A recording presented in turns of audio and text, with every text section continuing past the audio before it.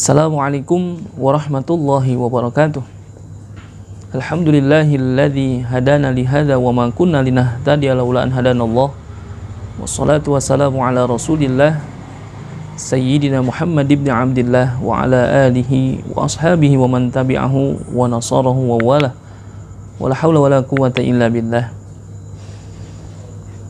Rabbi yassir wa la tu'assir, Rabbi tammim bil khair, Rabbi shrah li sadri wa yassir amri wahlul 'uqdatam min lisani yafqahu qawli. Qalu subhanaka la ilma lana illa ma 'allamtana innaka antal alimul hakim. Qala Allah ta'ala fi kitabihil karim wa huwa asdaqul qailin. A'udzu billahi minasyaitonir rajim. Wa'tasimu bihablillahi jami'an wa la tafarraqu. Shadaqallahul azim. Ma'asyiral muslimin dan muslimat rahimakumullah. Akhir-akhir ini umat Islam sedang diuji dengan ujian yang sangat luar biasa. Akhir-akhir ini umat Islam sering kali dibenturkan dengan saudara muslim lainnya, yang bisa jadi orang-orang di luar sana bertepuk tangan begitu gembiranya melihat bahwasanya umat Islam sekarang banyak benturan-benturan kepada muslim yang lainnya. Satu contoh kita dalam akhir-akhir ini luar biasa banyak kelompok-kelompok umat Islam yang merasa dirinya paling benar, merasa dirinya paling hebat, kan gitu. Lalu menghujat, menghina umat Islam lainnya. Bahkan bisa jadi yang dihina, yang dihujat adalah ulama juga. Ini luar biasanya umat Islam Indonesia pada akhir-akhir ini. Saya jadi teringat dengan kisah di zaman Rasulullah SAW, yakni ada seorang Yahudi namanya Syash bin Qais. Ketika itu memang pernah terjadi perang Bu'ath namanya antara kaum Aus dan Khazraj. Tapi itu jauh sebelumnya. Ketika Rasulullah datang ke Madinah, ternyata kaum Aus dan Khazraj itu sudah tidak lagi bertikai. Yang terakhir mereka bertikai di perang Bu'ath. Tapi Syash bin Qais melihat hal ini tidak nyaman. Artinya Syash bin Qais inilah seorang Yahudi yang tidak senang kalau umat Islam itu hidup berdampingan dengan damai. Nah, kalau saya mencoba untuk menganalogikan bahwasanya bisa jadi ada pihak-pihak lain yang sekarang di Indonesia tidak ingin umat Islam Indonesia itu hidup dengan damai berdampingan, sehingga ditimbulkanlah banyak sekali isu-isu masalah-masalah yang menjadikan umat Islam itu berpecah belah. Kita ingat peristiwa ini, peristiwa Syash bin Qais ketika dia menghasut umat Islam. Utamanya yang dihasut adalah kaum Aus dan Khazraj, karena dia pernah berperang dulu dalam perang Bu'ath.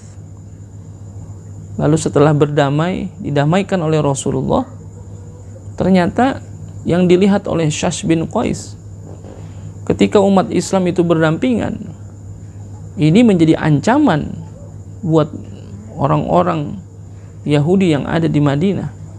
Mereka bilang, kalau umat Islam hidup rukun, maka mereka tidak mendapatkan apa-apa. Makanya ketika peristiwa ini adalah menjadi sebab turunnya Al-Quran yang tadi saya sebutkan, wa'tasimu bihablillahi jami'aw wa la tafarraqu. Ketika terjadi Syash bin Qais itu menghasut Aus dan Khazraj untuk berperang kembali, Allah peringatkan bahwasanya wa'tasimu bihablillahi jami'an wa la tafarraqu. Berpegang teguhlah kamu kepada tali agama Allah dan jangan pernah bercerai-berai. Saya rasa ini sangat relevan sekali ya, ayat ini dengan keadaan kondisi masyarakat kita sekarang. Artinya kita harus banyak belajar dari hal-hal peristiwa sejarah di zaman dahulu. Utamanya adalah ketika Syash bin Qais menghasut umat Islam untuk kembali timbul permusuhan di antara mereka. Saya rasa bicara urusan politik atau yang lainnya itu kan sifatnya hanya sementara. Tetapi persaudaraan kita antara sesama muslim itu senantiasa terus abadi sampai kapanpun, bahkan nanti sampai ketika kita ada di akhirat. Jangan pernah kita terpancing ya, dengan isu-isu yang bisa membenturkan kita antara sesama umat Islam. Ini sangat merugikan kita. Kita ingat ayat ini, wa'tasimu bihablillahi jami'an wa la tafarraqu.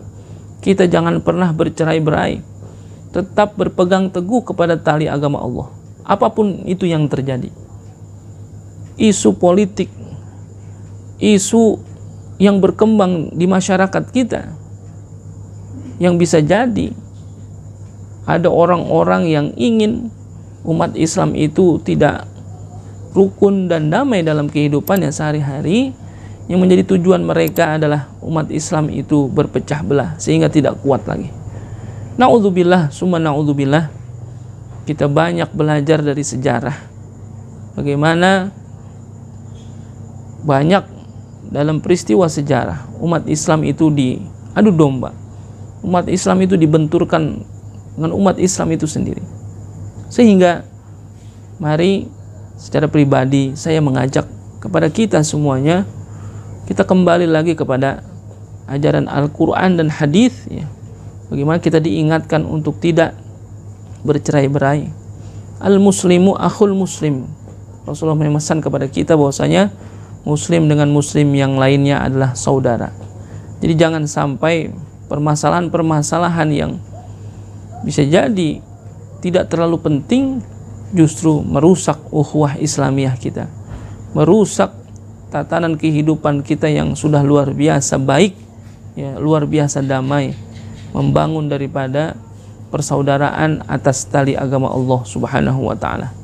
Mudah-mudahan ke depan umat Islam di Indonesia senantiasa menjaga ukhuwahnya, senantiasa menjaga persaudaraannya, sehingga tidak terjadi lagi saling menghujat, saling menghina, saling menjatuhkan dan lain sebagainya, agar senantiasa Islam itu menjadi agama yang rahmatan lil alamin, yang senantiasa kita amalkan dalam kehidupan kita sehari-hari, menjadi kehidupan kita tentram dan damai. Mudah-mudahan ada manfaatnya. Wallahul muwafiq ila aqwamit thoriq. Assalamualaikum warahmatullahi wabarakatuh.